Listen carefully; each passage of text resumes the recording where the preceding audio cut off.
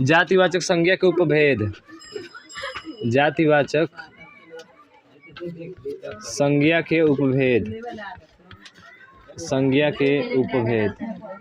तो जातिवाचक संज्ञा के उपभेद दो है, बताए थे ना, एक द्रव्यवाचक और एक संज्ञा के क्या बोलते हैं, जातिवाचक संज्ञा के उपभेद में दो उपभेद हैं। एक है आपका समुदायवाचक, एक है आपका कौन सा, समुदायवाचक, समुदायवाचक, और दूसरा क्या है, द्रव्यवाचक, द्रव्यवाचक। ये दो भागों में बटा है, समुदायवाचक और दूसरा क्या है आपका, द्रव्यवाचक है। ठीक है, समुदायवाचक ऐसे देख लो, एक ग्रुप का जो है बोध होगा। यहाँ से ग्रुप बोले तो जैसे कि आपका हाँ सेना हो जाएगा, पुलिस हो जाएगी, समझ रहे हैं ना। हाँ, तो ये जो होगा आपका समुदाय, उसके एक समुदाय को जो बताता है वो होता है समुदायवाचक। और द्रव्यवाचक जिसमें पदार्थ आते हैं, जैसे अनाज हो गया आपका, तो अनाज किस में आ जाएगा, द्रव्यवाचक में आ जाएगा।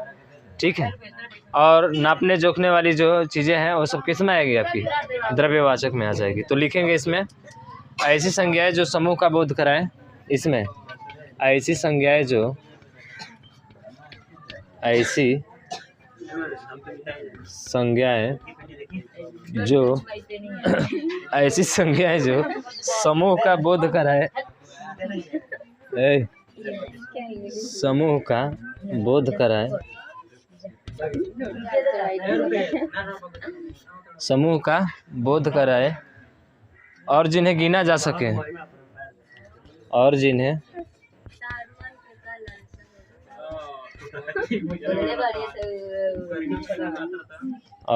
गिना जा सकता हो, और जिन्हें गिना जा सकता हो। अब ये नहीं कि अनगिनत वाला लेकर आ जाएंगे इसमें। ठीक है, तो क्या होता है, समुदायवाचक ऐसी संज्ञाएं जो समूह का बोध कराए और जिन्हें गिना जा सकता हो, उन्हें समुदायवाचक संज्ञा कहते हैं, उन्हें समुदायवाचक संज्ञा कहते हैं, उन्हें समुदायवाचक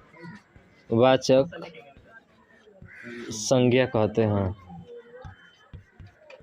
संज्ञा कहते हैं। ठीक है, इसका एग्जाम्पल में बोल रहे हैं, तुम लोग लिख लो। जैसे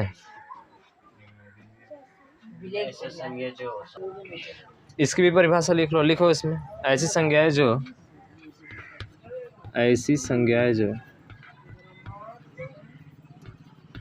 ऐसी संज्ञाएं जो द्रव्य या द्रव्य को क्या बोला जाता है, पदार्थ, द्रव्य या पदार्थ का बोध कराए, का बोध कराए, का बोध कराए और जिन्हें नापा मापा, और जिन्हें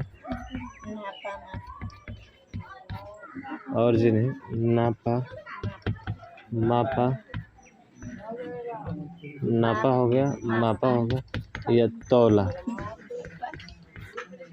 हाँ नापा मापा या तौला जा सके, तौला जा सके, उन्हें क्या कहते हैं हम लोग, द्रव्यवाचक संज्ञा कहते हैं।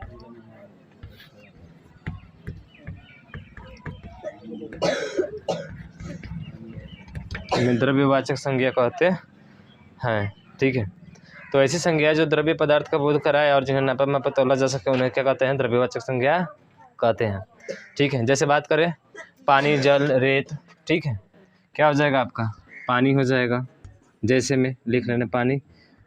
ठीक है, रेत, ठीक है, तो पानी हो जाएगा, रेत हो जाएगा, और सब बताओ। जैसे कि बात करें दूध, हाँ तेल भी हो सकता है, दूध भी हो सकता है, हाँ दूध भी हो सकता है। ठीक है, तो ये जो होते हैं सब क्या कहलाते हैं, द्रव्यवाचक कहलाते हैं। ठीक है, सोना, चांदी, ऑक्सीजन, गेहूं, अनाज, समझ रहे हो ना। तो ये सभी जो होते हैं आपके क्या होते हैं, द्रव्यवाचक होते हैं। तो सिंपल सा है, आप इसको पहचान सकते हैं, उसमें कोई जो है तामझाम नहीं है। बस ये याद रहे, नापा, तौला और मापा जा सके, ठीक है। तो ये सभी क्या होती हैं, द्रव्यवाचक संज्ञा होती हैं। और समुदायवाचक संज्ञा में लिख सकते हैं आप, जैसे कि बात करते हैं हम लोग सेना हो गया, गिरोह हो गया, ठीक है, हाँ गिरोह, और एक काफिला होता है, फौज होती है, ठीक है, जनता भी आ जाएगा और लोग भी आ जाएगा। तो लिख सकते हैं इसमें, लिख लीजिए इसमें जनता, लोग, समुदायवाचक में जनता, लोग, ठीक है, गिरोह, काफिला, सभा, पुलिस, झुंड, ये सब जो है आपके समुदायवाचक में आ जाएंगे।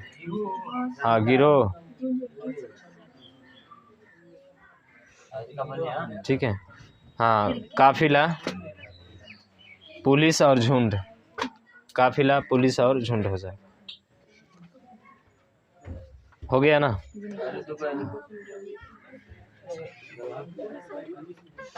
अब लिखेंगे अगला, व्युत्पत्ति के आधार पर संज्ञा के प्रकार, ठीक है, नहीं मिटा रहा। व्युत्पत्ति के आधार पर संज्ञा के प्रकार लिखे नहीं थे। व्युत्पत्ति के आधार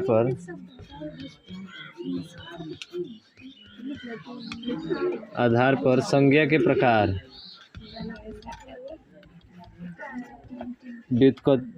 ठीक है, व्युत्पत्ति के आधार पर संज्ञा के प्रकार। तो ध्यान रखना, व्युत्पत्ति के आधार पर संज्ञा के 2 प्रकार हैं। इसके भी कितने प्रकार हैं आपके?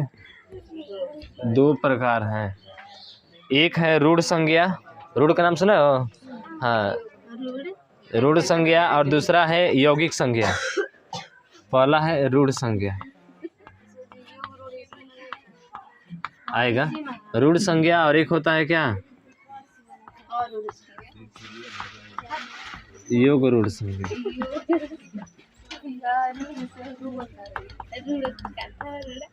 रूढ़ संज्ञा और ये क्या होता है, ये रूढ़ सब यौगिक बोलते हैं इसको, ठीक है, यौगिक। तो एक यौगिक रूढ़ संज्ञा होती है और एक क्या होती है, यौगिक संज्ञा होती है। देखो रूढ़ संज्ञा क्या होगा, तो रूढ़ संज्ञा वो होगा जिस शब्द का कोई अर्थ निकलता हो। अर्थ निकलता हो का मतलब कि जैसे कोई शब्द लिए है, रूढ़ में देखना, जैसे शब्द लिए कोई, हम जो है कल लिए यहाँ पे, तो कल एक शब्द है, इसका अर्थ निकलता है ना। लेकिन जब इसको तोड़ेंगे तो क प्लस क्या आ जाएगा, ल। इन दोनों में से किसी का भी अर्थ नहीं निकलता है, और जब दोनों में से किसी का अर्थ नहीं निकलता है उसका नाम क्या देते हैं, रूढ़ संज्ञा देते हैं। क्या देते हैं, रूढ़ संज्ञा। और उसी तरह से यौगिक संज्ञा क्या होती है, जैसे कि बात करें कि उस शब्द को तोड़ने पर उस शब्द में से किसी एक का अर्थ क्या होता हो, निकलता हो, उसे ही हम लोग क्या कहते हैं, यौगिक संज्ञा।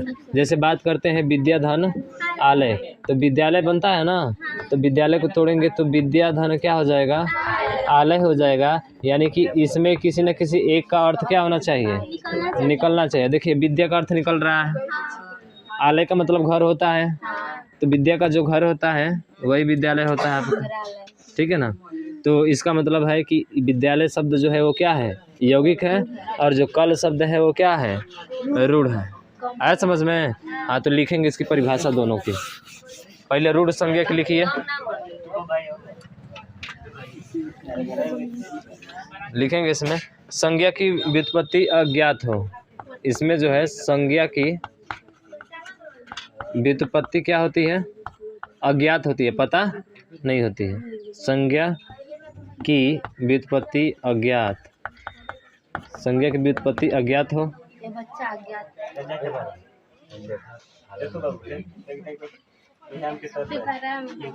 अज्ञात हो, यानी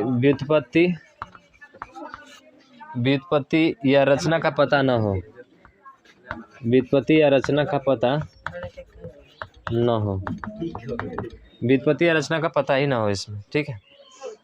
और टुकड़े करने पर प्राप्त टुकड़ों में से किसी का भी अर्थ न निकले, तो लिख सकते हैं टुकड़े करने पर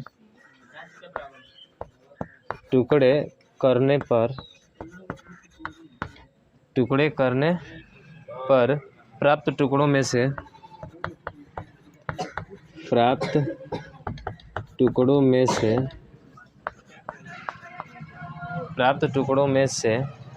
किसी का अर्थ न निकले, किसी का अर्थ न निकले, प्राप्त टुकड़ों में से किसी का अर्थ न निकले, वो क्या कहलाएगा आपका? रूढ़ शब्द कहलाएगा। जैसे एग्जाम्पल लिख सकते हो, जैसे मन हो गया, तो मन को तोड़ेंगे दो भाग में तो म आ प्लस क्या हो जाएगा? न। तो देखिए इसका अर्थ निकलेगा? नहीं निकलेगा। तो ये जो शब्द होंगे आपके क्या होंगे? रूढ़ संज्ञा होगी। ठीक, अब लिखिए यौगिक संज्ञा। संज्ञा की इसमें देखो, संज्ञा की व्युत्पत्ति अज्ञात है, तो इसमें संज्ञा की व्युत्पत्ति क्या होगी? ज्ञात होगी। ठीक है, इसमें व्युत्पत्ति या रचना का पता ना होना, इसमें व्युत्पत्ति और रचना का पता होना, लिख लो वही चीज़ें हैं। ठीक है, उसके बाद से टुकड़े करने पर किसी न किसी एक का अर्थ निकलता हो, कोई जरूरी नहीं कि दोनों का अर्थ निकलेगा तबे होगा, उसमें से किसी एक का भी अर्थ क्या हो जाए? निकल जाए। तो सिर्फ हम ये लिख रहे हैं कि जो है टुकड़े करने पर, यहाँ पर ठीक है, टुकड़े करने पर प्राप्त टुकड़ों में से